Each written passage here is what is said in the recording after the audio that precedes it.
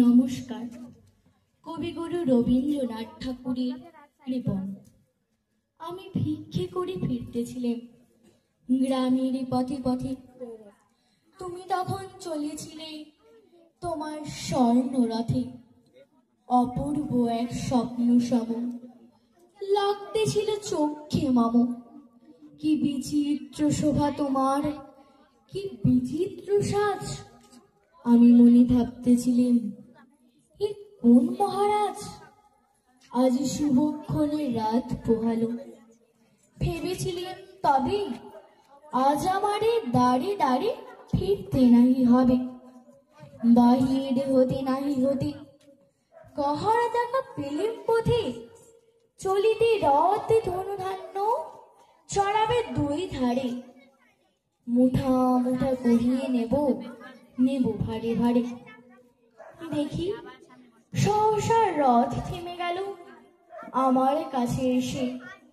আমার মুখপানে চেয়ে নামলে তুমি হেসে। দেখে মুখের প্রসন্নতা জুড়িয়ে গেল সকল ব্যথা। হেন কালে কিসের লাগে তুমি অকস্মাৎ। আমায় কিছু দাও গো বলে বাড়িয়ে দিলে হাত। বুড়ি, এ কি কথা রাজাধিরাজ, আমায় দাও গো কিছু। শুনে ঘনকালের তরে রহিল মাথা নিচু। তোমার কি বা অভাব আছে ভিখারি ভিক্ষুকের কাছে।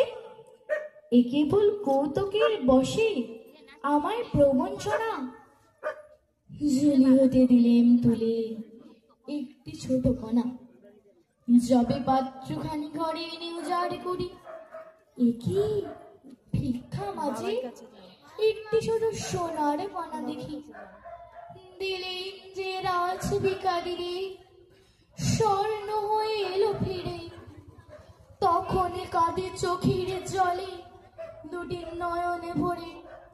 তোমায় কেন দেইনি আমার সকল শূন্য করে। নমস্কার।